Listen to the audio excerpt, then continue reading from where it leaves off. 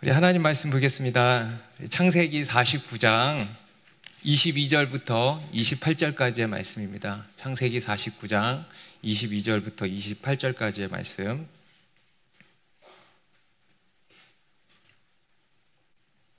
(22절부터) 저와 한 절씩 있습니다. 요셉은 무성한 가지 곧 샘 곁에 무성한 가지라 그 가지가 담을 넘었도다. 요셉의 활은 도리어 굳세며 그의 팔은 힘이 있으니 이는 야곱의 전능자 이스라엘의 반석인 목자의 손을 힘입음이라.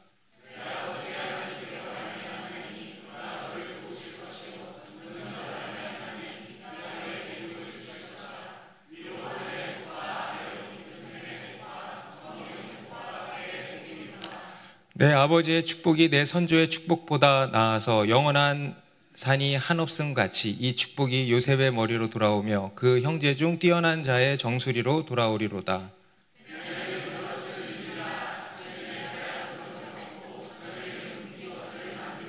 같이 읽습니다. 이들은 이스라엘의 12지파라. 이와 같이 그들의 아버지가 그들에게 말하고 그들에게 축복하였으니 곧 그들 각 사람의 분량대로 축복하였더라. 아멘. 네, 새해를 맞이하고 벌써 한 달이라는 시간이 지났습니다. 저희가 새해를 맞아서 이 4주에 걸쳐서 야곱의 축복이죠. 야곱이 아들들을 향해서 축복해 준 내용을 가지고 하나님께서 우리에게 주시는 복에 대해서 이렇게 살펴보게 되었습니다. 그리고 오늘이 이제 그 마지막 시간이 되겠는데요. 앞에서 야곱은 먼저 그 사랑하는 아들 요셉과 또 그의 두 아들을 축복을 먼저 해주었습니다. 그리고 나머지 아들들도 다 불러 모아서 차례로 축복을 해주었죠. 먼저는 육신의 장자인 르우벤을 축복해 주었고, 그리고 시몬과 레위, 이들에게는 축복이 아닌 이제 저주가 쏟아졌죠. 그리고 넷째 아들 유다에게는 이제 최고의 축복을 해주었었습니다. 그리고 바로 앞 본문에서는 이제 스불론, 이사갈, 단, 갓, 아셀, 납달리 순으로 축복을 해주었습니다. 이것을 우리가 살펴보면서 우리가 깨달은 몇 가지 복의 원리가 있었는데요. 그 중에 하나가 바로 각각에게 주시는 복이 다 다르다는 것이었습니다. 각자의 분량이 다 있었다라는 거죠. 오늘 본문 마지막 우리가 읽은 본문 마지막 28절에도 이렇게 말씀을 하죠. 이들은 이스라엘의 12지파라. 이와 같이 그들의 아버지가 그들에게 말하고 그들에게 축복하였으니 곧 그들 각 사람의 분량대로 축복하였더라. 이스라엘이 아들들을 어떻게 축복을 했다 그럽니까? 각 사람의 분량대로 축복을 했다는 겁니다. 각자의 분량이 다 있다는 겁니다. 똑같지 않다는 거예요. 다 다르다는 거예요. 여러분, 우리가 다 다르게 생겼죠. 우리의 인생이 다 다르죠. 우리가 받는 복도, 하나님이 우리에게 주시는 복도 다 다르다는 겁니다. 곧 분량이 다 있다라는 것입니다. 그래서 그 분량을 따라서 축복을 했다는 거죠. 그리고 이 분량대로라는 말은요, 하나님이 정하신 어떤 뜻이라는 의미도 담겨 있지만 또 하나가 뭐냐면 그들의 삶과도 아주 직접적으로 연관이 되어 있다는 것이었습니다. 그래서 어떤 사람은 그들의 어떤 죄로 인해서 저주를 받기도 했죠. 르우벤, 시몬, 레위 이런 사람들은 자신의 정욕을 절제하지 못하고 또 분노를 제어하지 못하고 이제 하나님께 저주를 이제 받게 된 것이었습니다. 그리고 또 반면에 어떤 사람은 유다죠. 유다는 희생적 사랑으로 놀라운 축복을 받기도 했습니다. 그리고 그 외에 다른 아들들에게 주어진 복도 어땠습니까? 그들이 어떤 인생을 사느냐에 따라서 그 복이 그것과 연관이 되어 있었다는 것을 우리가 살펴봤죠. 복은 받는 것보다 쓰는 것과 연관이 깊다는 것을 우리가 알 수 있었습니다. 다시 말해서요, 심은 대로 거둔다는 거예요. 한번 따라해 보세요. 심은 대로 거둔다. 네, 이것이 성경이 말씀하는 복의 원리입니다. 심은 대로 거둔다. 이것이 이제 그들의 분량대로라는 의미였습니다. 그래서 여러분, 받은 복을 가지고요, 복된 인생을 사셔야 됩니다. 그게 복입니다. 받은 복으로 따라합시다. 받은 복으로 복된 인생을 살자. 죄송한데 마이크가 많이 울려요. 이거 조금 잡아주시면 좋겠어요. 그래서 받은 복으로 복된 인생을 사는 것, 이것이 참 복이다라고 성경이 말씀을 한다는 겁니다. 그리고 오늘 본문에서는 이제 마지막으로 요셉과 베냐민을 이제 축복을 하고 있습니다. 앞에서 요셉에 대해서 그의 아들들에게 축복을 해주지 않았습니까? 예. 물론 요셉에게 직접적으로 한 것은 아니지만 그 두 아들에게 축복한 것은 곧 요셉을 향해서 축복을 해준 겁니다. 그런데 이제 이번에 또 한 번 요셉에게 직접적으로 이렇게 축복을 해주고 있는 겁니다. 어쩌면 요셉이 저는 안 했잖아요, 저도 해주세요, 이렇게 했을지도 모르겠어요. 아무튼 간에 이 요셉을 향한 야곱의 각별한 이런 애정을 보여주는 것 같습니다. 이 요셉을 향한 축복의 내용도 이렇게 보면요, 아주 특별하다는 것을 우리가 대번에 알 수 있죠. 분량만 봐도 어때요? 다른 형제들에 비해서 다 앞에는 한 줄이었는데 이 요셉은 5줄이에요. 앞에 유다도 총 5절에 걸쳐서 기록이 되어 있는데 유다와 같이 요셉도 5절에 걸쳐서 그 축복의 내용이 기록이 되어 있습니다. 앞에서 유다를 향한 축복은 무엇이었습니까? 바로 왕권에 대한 것이었죠. 통치권, 리더십에 초점이 맞춰져 있었다면은 이 요셉은 장자에게 주어지는 두 몫의 축복에 초점이 맞춰져 있었습니다. 곧 이제 풍요와 번영이죠. 풍요와 번영에 초점이 맞춰져 있습니다. 그래서 유다는 우리가 소위 영적인 장자라고 한다면 요셉은 축복의 장자라고 할 수 있다, 이런 이야기도 했었습니다.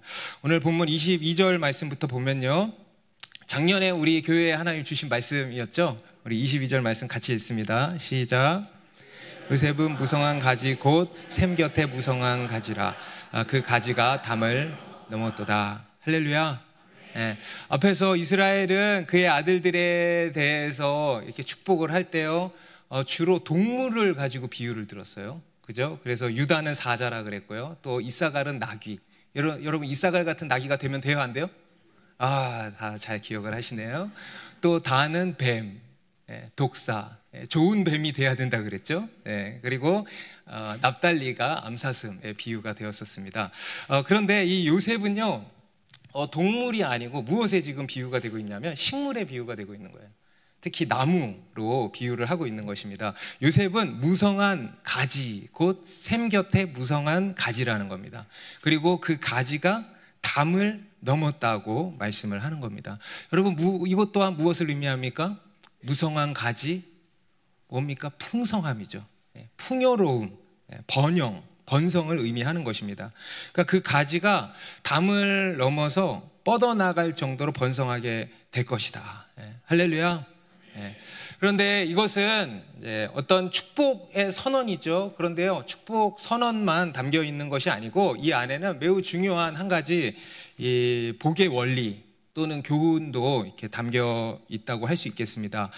이 요셉은 어떻게 그런 무성한 가지가 될 수 있는가? 여러분, 무성한 가지가 되기를 원하십니까?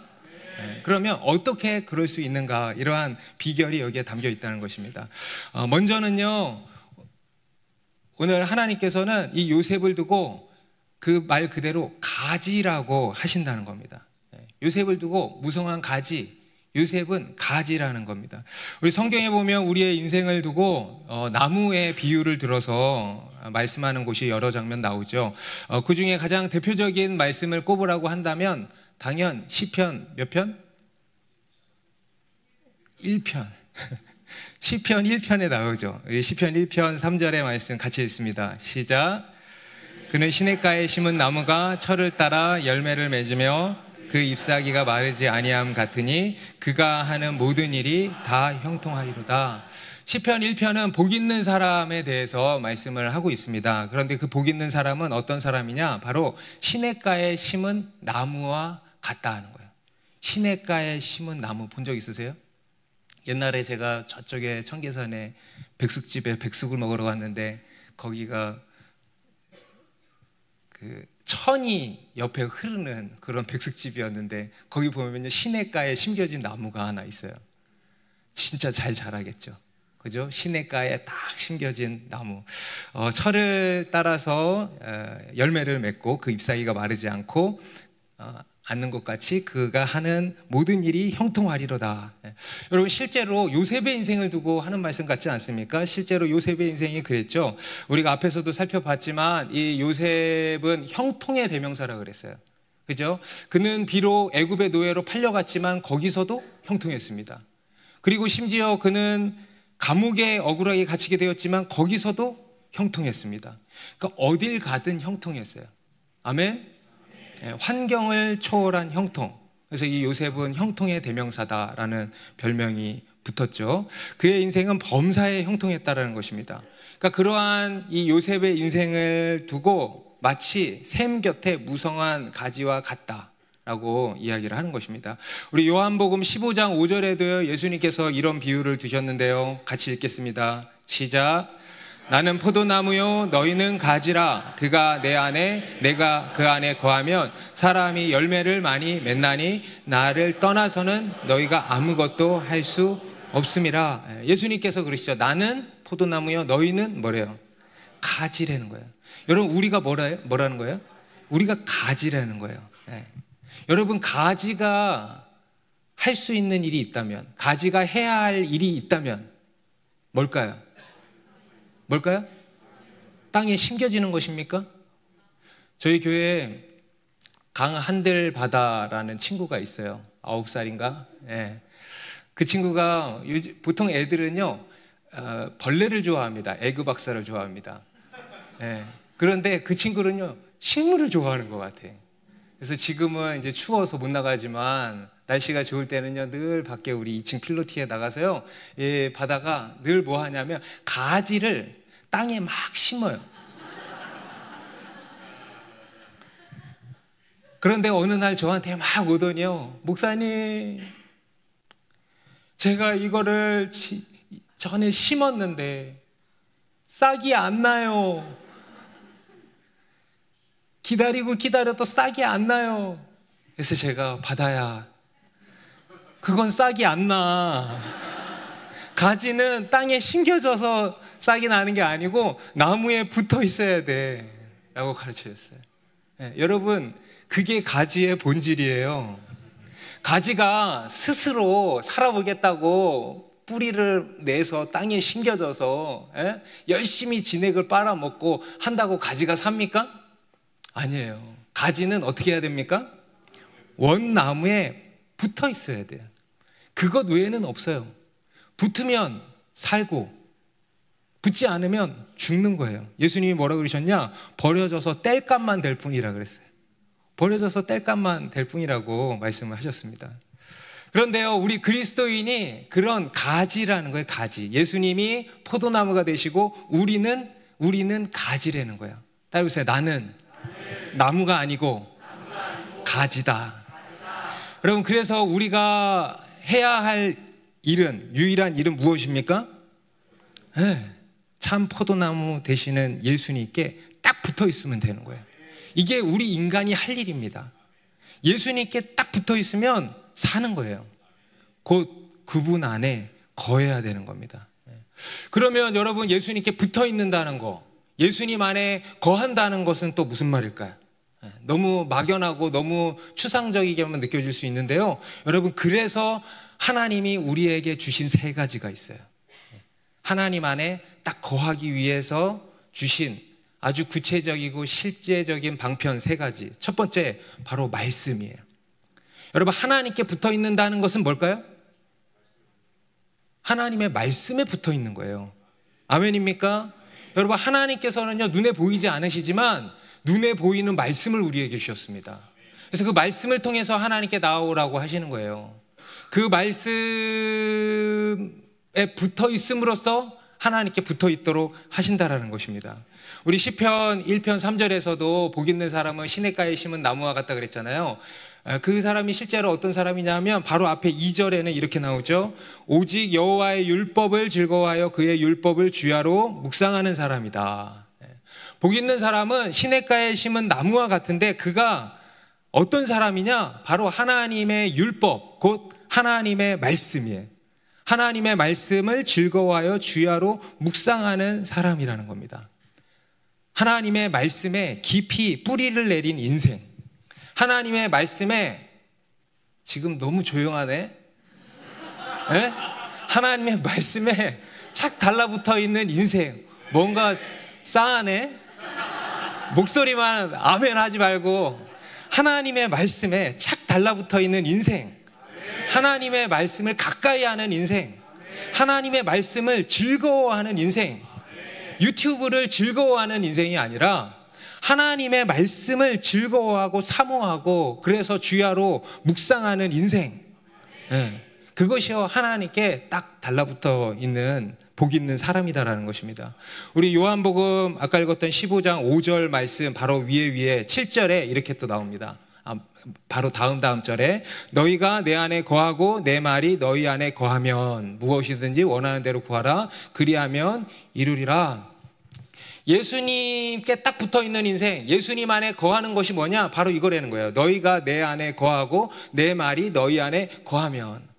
너희가 내 안에 거하고 내 말이 너희 안에 거하면 이게 무슨 말이냐? 같은 말이에요. 같은 말. 너희가 내 안에 거하는 것과 내 말이 너희 안에 거하는 것이 뭐다? 같은 말이래요. 같은 말. 그래서 우리가 예수님 안에 거한다 하는 것은 무슨 말이냐면 예수님의 말씀이, 하나님의 말씀이 우리 안에 풍성히 거하는 것이다. 할렐루야. 하나님의 말씀이 우리 안에 거하는 것, 이게 우리가 하나님께 붙어있는 것이다 라는 겁니다. 여러분 올 한 해도 정말 그러기를 바랍니다. 이러한 복이 있는 사람들이 다 되시길 바랍니다. 그래서 하나님의 말씀에 깊이 뿌리를 내리는 인생, 하나님의 말씀을 즐거워하고 사모하고 가까이 하고 그래서 주야로 묵상하고 그래서 하나님의 말씀을 삶 가운데서 말씀의 능력을 경험하고 말씀의 영향권 안에서 살아가고 그 말씀이 풍성한 이런 복 있는 사람들이 다 되시기를 바랍니다. 그리고 두 번째로 하나님께서 우리로 하나님 안에 거하도록 주신 방편이 뭐냐면요, 바로 기도입니다. 말씀과 기도.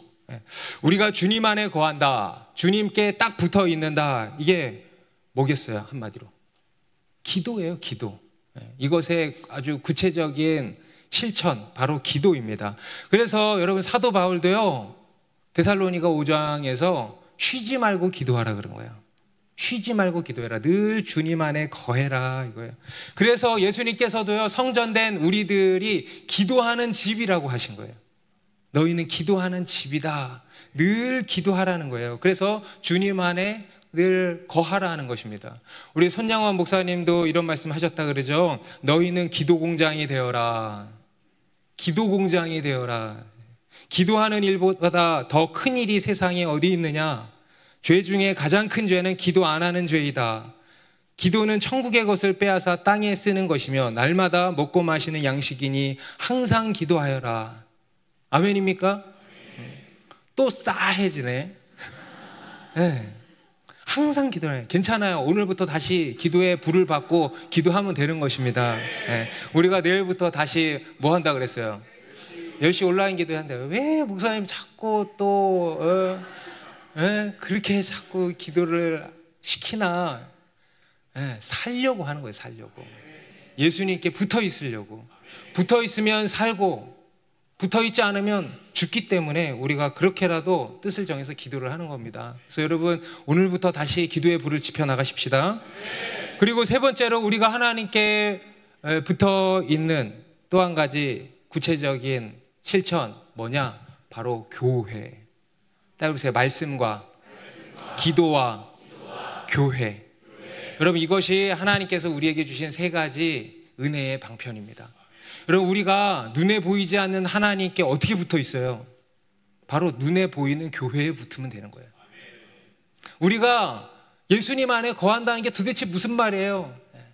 바로 이 교회 안에 거하면, 예수님의 몸된 교회 안에 거하면 예수님 안에 거하는 것이라는 겁니다. 오늘날 사람들은요 교회를 너무 대수롭지 않게 생각을 합니다. 특히 우리 믿는 사람들조차도 그렇습니다. 그래서 그냥 주일에만 예배드리러 가는 어떤 장소, 주일에만 왔다 갔다 하는 그런 다니는 어떤 것으로 여깁니다. 종교시설 정도로 여깁니다. 그런데요 성경이 말씀하는 교회가 그런 것입니까? 여러분, 성경이 말씀하는 교회는요, 뭐냐면 다니는 종교시설이 아니고 속하는 곳이에요. 예수님의 몸된 영적 실체가 바로 교회입니다. 그래서 교회는요, 다니는 곳이 아니에요. 교회는 속하는 것입니다. 교회는 우리가 딱 붙어 있는 거예요. 예수님의 몸이에요. 그래서 그 몸에 우리가 붙는 것입니다. 아멘입니까?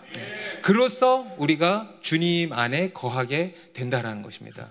여러분, 교회에 속한다는 것은 또한 무엇이죠? 몸만 그냥 교회에 이렇게 속해 있으면 되는 것입니까? 몸만 이렇게 왔다 갔다 하면 되는 것입니까? 물론 몸도 중요하죠. 출석이라는 거 굉장히 중요합니다. 그런데요, 그러면 다 끝나는 것일까요? 그렇지 않다는 것이죠. 교회에 속한다는 것은요, 몸이 속하고요, 그리고 또 교회의 영적인 흐름을 타는 게 바로 교회에 속하는 거예요. 교회에 주시는 영적인 흐름, 여러분, 이 영적인 흐름을 타고 계십니까? 어떤 사람은요, 교회에 다 나와, 몸은 딱 속해 있어요. 그런데요, 영적인 흐름을 전혀 못하. 영적인 흐름이 뭔지도 몰라. 심지어는 영적인 흐름과 정반대로 타는 사람들이 있어요. 그런 경우들이 있어요. 영적인 흐름과 엇박자가 나는 이런 경우들도 있습니다. 그런데 그것은 교회에 속한 것이 아닙니다. 눈에 보기에는요, 이렇게 딱 붙어 있는 것 같지만은요, 실제로 보면요, 붙어 있는 게 아니라는 거예요. 그래서 우리가 교회에 속한다는 것은 뭐냐? 바로 교회의 영적인 흐름을 함께 탄다는 거예요. 아멘. 그리고 그것이 주님 안에 거하는 것이다. 여러분, 이게 주님 안에 거하는 것입니다. 말씀과, 다시 한번, 말씀과 기도와 교회. 그래서 이 세 가지 하나님이 주신 은혜의 방편을 통해서 주님 안에 늘 거하시기 바랍니다. 여러분, 올 한 해도요, 우리가 붙어 있으면 삽니다. 말씀에 붙어 있고, 기도의 자리에 붙어 있고, 교회에 붙어 있고, 그러면 살고, 살 뿐만 아니라 무성한 가지가 될 줄로 믿습니다. 그리고 우리가 무성한 가지가 되려면 또 어떻게 해야 되는가? 바로 잘 버텨야 된다고 말씀하고 있어요. 오늘 이 요셉을 향한 이스라엘의 축복을 보면은요, 마냥 장밋빛 인생을 예고하는 게 아니에요. 상당한 저항과 공격이 있다는 것을 예고하고 있습니다. 우리 23절, 24절 말씀 같이 읽습니다. 시작.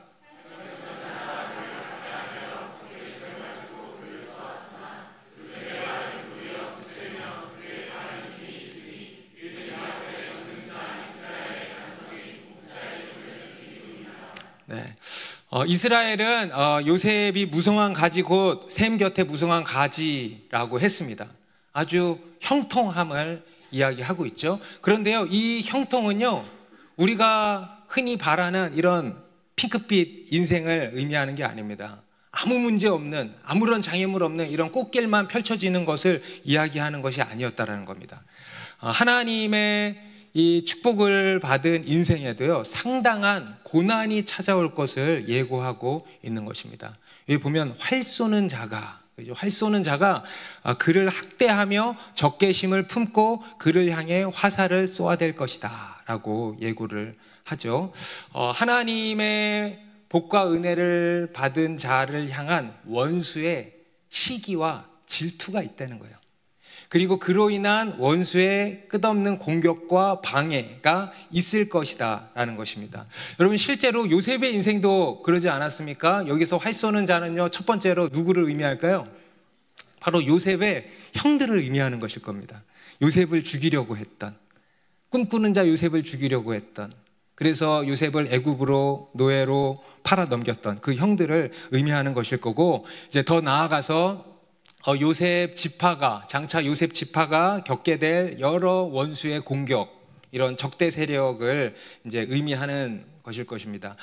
그들이 원수로부터 상당한 저항과 공격을 받게 될 거다라는 겁니다.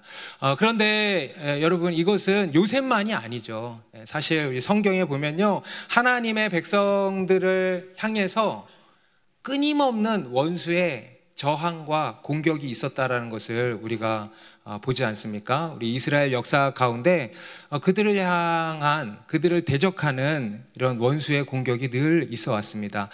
당장에도 이제 야곱과 요셉이 죽고 나면 애굽에 요셉을 모르는 다음 왕이 일어나게 되잖아요. 그리고 그렇게 되면서 이스라엘이 극심한 학대를 이렇게 받기 시작을 합니다.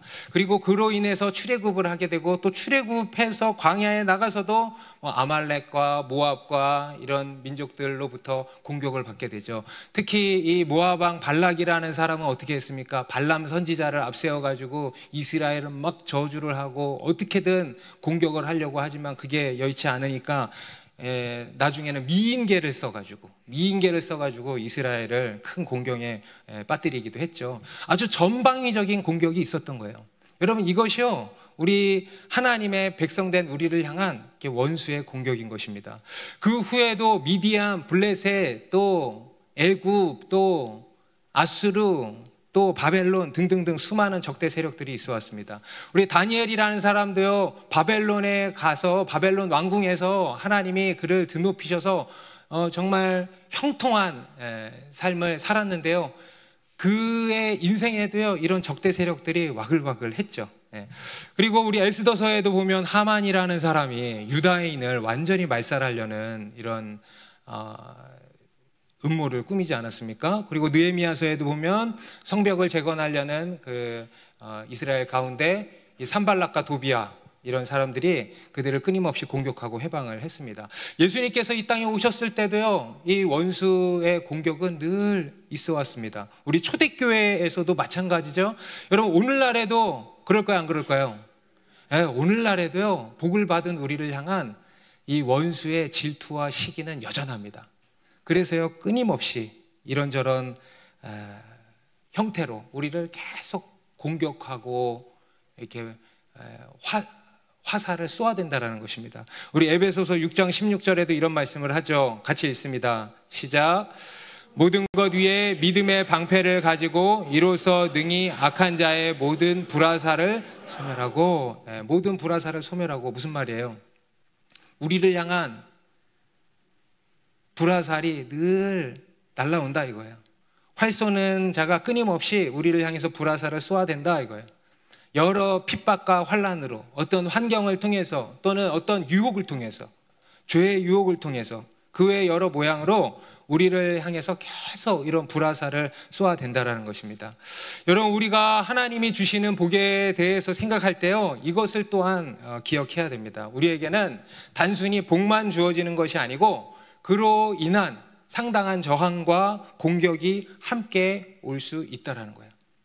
우리 구약성경 욥기서에도 보면요, 그것을 아주 직접적으로 보여주지 않습니까? 욥이 하나님께 엄청난 복과 은혜를 입었잖아요. 그런데 그에 대해서 이 사탄이 얼마나 시기하고 질투를 했습니까? 그래서 하나님의 허락하에 그가 욥을 이렇게 공격을 했던 거예요. 욥을 향한 어마어마한 불화살을 이렇게 쏘아대었던 것입니다. 그래서 우리는 하나님이 주시는 복으로 인해 이렇게 찾아오는 여러 저항과 공격을 우리가 잘 이겨낼 수 있어야 된다는 거예요. 그것들을 우리가 잘 버티고 잘 통과할 수 있어야 한다. 인내할 수 있어야 된다는 것입니다. 오늘 이 이스라엘은 요셉에게 그러한 고난을 예고하고 있습니다. 그런데요, 그것만 예고하는 것이 아니고요, 뭐라고 합니까? 그가 그것을 넉넉히 이기게 될 거다. 요셉의 상당한 저항과 공격이 있겠지만 하나님께서 너와 함께 하시기 때문에, 그리고 너를 지키시고 보호해 주실 것이기 때문에 네가 그것을 넉넉히 이기게 될 것이다. 그것이 결코 하나님의 복을 가로막지 못할 것이다 라는 것입니다. 우리 24절 말씀 다시 읽어보면, 요셉의 활은 도리어 굳세며 그의 팔은 힘이 있으니 이는 야곱의 전능자 이스라엘의 반석인 목자의 손을 힘입음이라. 활 쏘는 자가 요셉을 향해서 화살을 계속 쏘아대겠지만 요셉의 활은 더욱 굳세며 그의 팔은 더욱 힘이 있다는 거예요. 할렐루야. 그래서 그들을 넉넉히 무찌르게 될 것이다. 우리 앞에 22절 후반부에도 보면 요셉은 샘 곁에 무성한 가지라고 하시면서 그 가지가 담을 넘었다 그러잖아요. 여러분, 이 담도 무엇입니까? 담도 가로막힘이죠, 방해죠, 장애물이죠, 한계죠. 그런데요, 그것을 어떻게 한대? 뛰어넘는다는 거예요. 돌파한다는 거예요. 여러분, 지금 어떤 연초부터 어떤 원수의 공격이 찾아왔습니까? 오늘 주님이 말씀하신 거예요. 네가 너의 활은 도리어 굳세며 넉넉히 이기게 될 것이다. 여러분, 하나님께서요 우리로 넉넉히 이기게 하실 것입니다. 그럼 어떻게 그럴 수 있는가? 바로 여기에 이렇게 나옵니다. 야곱의 전능자 이스라엘의 반석이신 목자 곧 하나님이죠. 그 하나님의 손을 힘입는다는 거예요. 할렐루야. 그 하나님의 손을 힘입는다는 거예요. 여기 보시면 하나님에 대해서 세 가지 이미지로 말씀을 하는데요. 전능자 엘샤다의 하나님, 능치 못할 일이 없으신 전능하신 하나님, 그리고 두 번째로 우리 하나님은 반석이시라 그러죠. 여러분, 이 세상의 모든 것들은 다 흔들리고 사라질 것들입니다. 그런데 우리 하나님의 반석은요 결코 흔들림이 없습니다. 영원합니다. 우리가 그 반석 위에 서 있는 거예요. 그 반석이시라는 거예요. 그리고 우리 하나님은 목자이시다. 선한 목자이시다. 우리를 인도하시고 우리를 지키시고 우리를 보호하시고 우리에게 공급해 주시고 우리를 돌보시는 그 목자이시다. 아멘. 그 하나님의 손을 힘입는다는 거예요. 할렐루야. 하나님의 능력과 힘을 의지한다는 거예요. 그로써 모든 것을 넉넉히 이긴다는 거예요. 그럼 이게 바로 요셉의 힘이고 능력이었습니다. 이게 요셉의 형통이었습니다. 바로 하나님의 손을 힘입었다라는 것입니다. 오늘 본문 25절에도 보면요 같이 읽습니다. 시작. 내 아버지의 하나님께로 말미암나니 그가 너를 도우실 것이요 전능자로 말미암나니 그가 내게 복을 주실 것이라. 위로 하늘의 복과 아래로 깊은 샘의 복과 젖먹이는 복과 태의 복이로다. 내 아버지의 하나님께로 말미암나니 그가 너를 도우실 것이요 전능자로 말미암나니 그가 내게 복을 주실 것이라. 이것도 무엇입니까? 모든 것이 누구로부터? 하나님께로부터 말미암는다는 것을 강조하고 있는 거예요. 그 하나님께서 너를 도우실 것이고 그 하나님께서 내게 복을 주실 것이라 하시는 겁니다. 어떤 복이냐? 위로 하늘의 복, 하늘에서 내리는 비를 얘기하죠. 여러분, 비가 적절히 내려야 농사가 이렇게 잘 되는 거 아닙니까? 그리고 비만 잘 내려서 되는 게 아니라요 또 땅이 기름져야 돼요. 그래서 아래로 깊은 샘의 복, 지하수가 풍부해서 땅이 비옥해야 됩니다. 그리고 젖먹이는 복, 태의 복, 자손이 번성하게 될 거다 이거죠. 건강함이에요. 건강함. 태가 번성하게 될 거다. 자손이 번성하게 될 것이다 라는 것입니다. 그런데 이것이 다 어디서 나오냐? 바로 하나님께로 말미암는다는 것입니다. 하나님만이 우리의 힘이시다. 하나님만이 우리의 능력이시다. 하나님만이 우리의 도움이시고 피난처시고 복이고 복의 근원이 되신다라는 겁니다.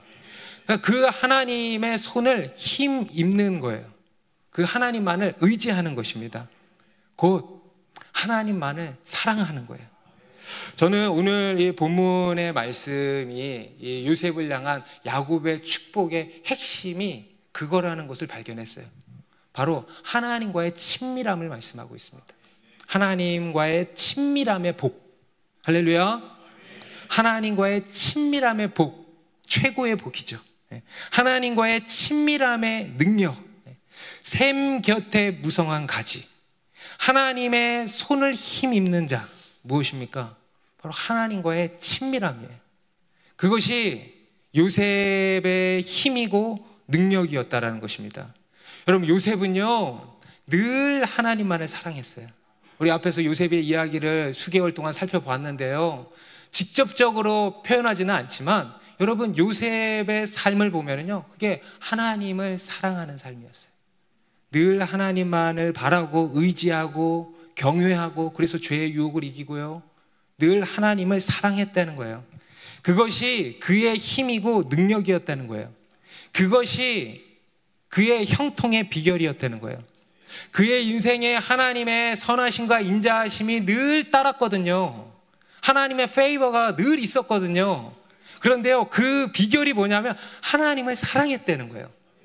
그게 그의 힘이고 능력이었다. 여러분, 그것이 또한 우리의 힘이고 능력이라는 것입니다. 여러분, 다윗도 어떤 사람이었습니까? 누구보다 하나님을 사랑하는 자였어요. 그의 수많은 시편을 보면 알 수 있죠. 여러분, 다윗이 왕으로 얼마나 바빴겠어요. 왕의 왕, 한 나라의 왕. 전쟁하러 다녀, 나라를 다스려야 돼, 이 사람 저 사람 만나야 돼, 얼마나 바빴겠습니까? 그런데요, 그럼에도 불구하고 다윗이요, 이 찬송시를요 어마어마하게 썼어요. 성경에 담겨 있는 것은 일부분이에요. 그럼 무슨 말입니까? 그는요 하나님을 누구보다 사랑했다는 거예요. 늘 하나님을 찬양하고 늘 하나님을 예배했다는 거예요. 늘 하나님만을 사랑했다는 거예요. 우리 시편 18편 1절 2절 3절 말씀 같이 읽습니다. 시작. 나의 힘이신 여호와여, 내가 주를 사랑하나이다. 여호와는 나의 반석이시오 나의 요새시오니 나의 건지시는 이시오 나의 하나님이시오 내가 그 안에 피할 나의 바위시오 나의 방패요 나의 구원의 뿌리시오 나의 산성이시로다. 내가 찬송받으실 여호와께 아뢰리니 내 원수들에게서 구원을 얻으리로다. 여러분, 다윗이요 수많은 전쟁에서 승리할 수 있었던 것, 자신을 해하려는 여러 공격 앞에서 모든 것을 넉넉히 이길 수 있었던 비결, 바로 그는 하나님만을 사랑했다는 거예요. 나의 힘이신 여호와여, 내가 주를 사랑하나이다. 우리 시편 27편 4절 말씀도 있습니다. 시작. 내가 여호와께 바라는 한 가지 일, 그것을 구하리니 곧 내가 내 평생에 여호와의 집에 살면서 여호와의 아름다움을 바라보며 그의 성전에서 사모하는 그것이라. 이건 대표적인 말씀이에요. 그 외에도 얼마나 이런 주옥 같은 시편들이 얼마나 많습니까? 여러분, 혹시 하나님을 찬양하는 시를 한번 써보려고 해보신 적이 있으세요? 해보신 적이 거의 없죠. 저는 해본 적이 있거든요. 그런데요, 한 개도 못 썼어. 얼마나 어려운지 몰라. 여러분, 이것은요 다윗이 아주 그런 문학적인 소질이 있어서가 아닙니다. 그런 게 아닙니다. 여러분, 이 주옥 같은 고백은요 어디서 나오냐면요, 정말 다윗이 하나님을 사랑했다는 거예요. 정말 하나님을 누구보다 사랑해서 이런 고백이요 절로 나오는 거예요. 정말 하나님을 사랑했다라는 증거라는 것입니다. 여러분, 하나님께서요 우리에게 원하시는 것은요 딱 하나라 그랬어요. 바로 하나님을 사랑하라 그랬어요. 아멘. 우리 신명기 말씀에도 내 마음을 다하고 뜻을 다하고 힘을 다하여 내 하나님 여호와를 사랑하라. 이게 바로 율법이라 이거예요. 우리를 향한 하나님의 명령은 딱 하나입니다. 하나님을 사랑하라는 거예요. 왜 그런가? 그것이 마땅한 것이기 때문이기도 하고요. 하나님만이 유일한 하나님이시기 때문이기도 하고요. 그리고 뭐냐 하면 그것이 우리의 힘이기 때문이에요. 우리의 능력이기 때문이고요. 그게 우리의 복이고 그것이 우리의 유익이기 때문입니다. 여러분, 힘이 필요하십니까? 어떤 능력이 필요하십니까? 어떤 일에 있어서 형통함이 필요하고 복이 필요하십니까? 그러면요 딱 하나예요. 하나님을 사랑하라는 거예요. 하나님께 가까이 함이 내게 복이라는 거예요. 오직 하나님만이 복이십니다. 그 하나님만을 사랑하는 것만이 우리의 복이에요. 오늘 이 요셉을 향한 이 축복을 통해서 하나님이 우리에게 마지막으로 가르쳐 주시는 복이 바로 이겁니다. 하나님만을 사랑하라는 거예요. 우리 이사야 선지자도 그러죠. 이사야서 40장 31절에 같이 읽습니다.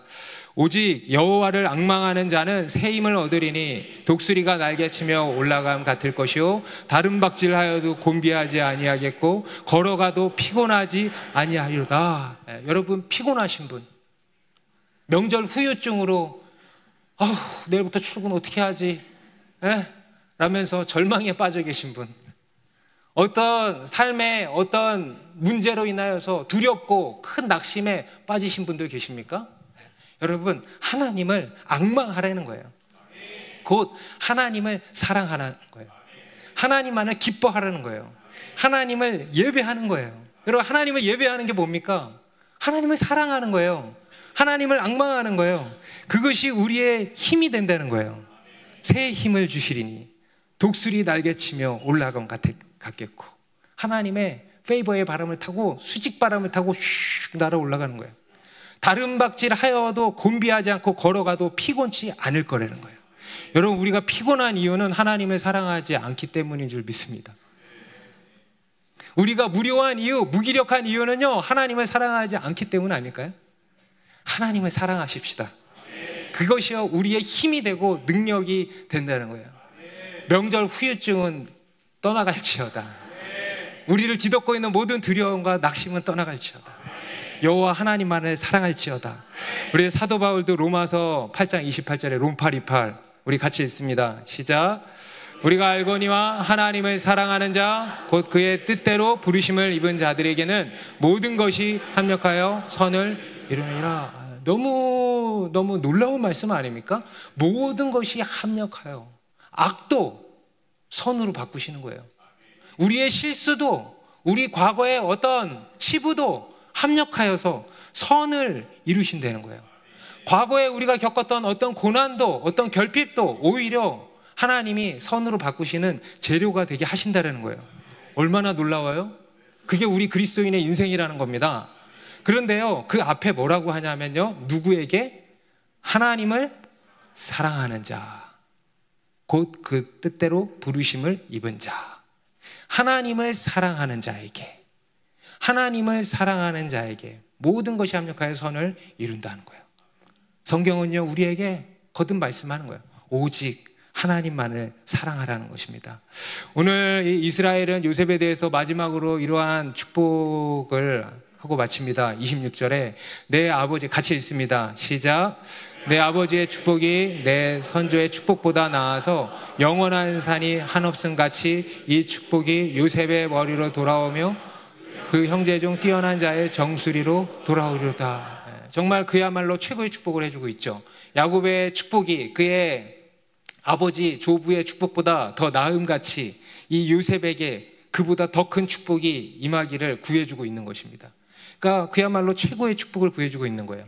그런데요, 그러한 복이 누구에게 주어지냐? 바로 하나님을 사랑하는 자에게, 하나님을 가까이 하는 자에게, 하나님과 친밀한 자에게 부어진다는 거예요.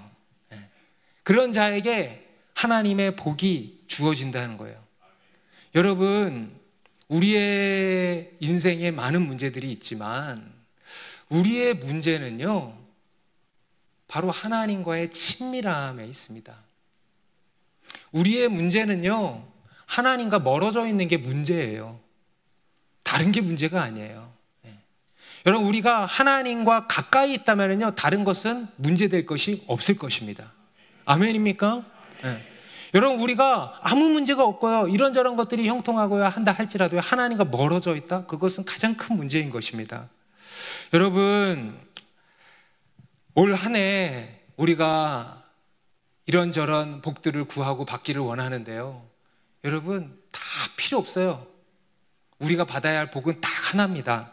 바로 하나님만을 더 사랑하는 복이에요. 하나님과 더 가까워지는 복이에요. 하나님과 더 친밀해지는 복이에요. 예수 안 믿는 사람이 있다면 예수 믿고 하나님과 더 가까워지는 복이에요. 예수 믿은 우리들이라면요, 더 하나님과 가까워지는 복이에요. 처음 사랑을 잃어버렸다면요, 그 처음 사랑을 다시 회복하는 복이에요. 여러분, 이러한 복이 올 한 해 우리 가운데 가득 넘치기를 바라는 것입니다. 여러분, 우리 그리스도인의 힘과 능력은 오직 하나님을 사랑하는 것입니다. 여러분 삶에 지금 많은 문제들이 있지만은요, 그것을 이길 수 있는 유일한 비결은 하나님을 사랑하는 것입니다. 여러분, 하나님 앞으로 다시 나오십시오. 하나님께 다시 나오십시오. 하나님의 말씀 앞으로 나오시고, 기도의 자리로 그동안 못 나갔다면 괜찮아요. 다시 나오십시오. 그리고 교회에 딱 달라붙어 있으십시오. 그래서요, 오직 하나님만 더 사랑하십시다. 그 하나님 안에 우리가 늘 거합시다. 그 하나님께 착 달라붙어 있읍시다. 그 하나님의 손을 힘입읍시다. 여러분, 그것이 최고의 복이고, 그럴 때 우리로 샘 곁에 무성한 가지가 되게 하실 줄로 믿습니다. 우리 좌우로 이렇게 마지막으로 인사합시다. 새해 복 많이 받으세요. 네. 새해 하나님만 더 사랑하는 복 많이 받으세요. 하나님만 더욱 사랑하십시다. 네, 기도하겠습니다.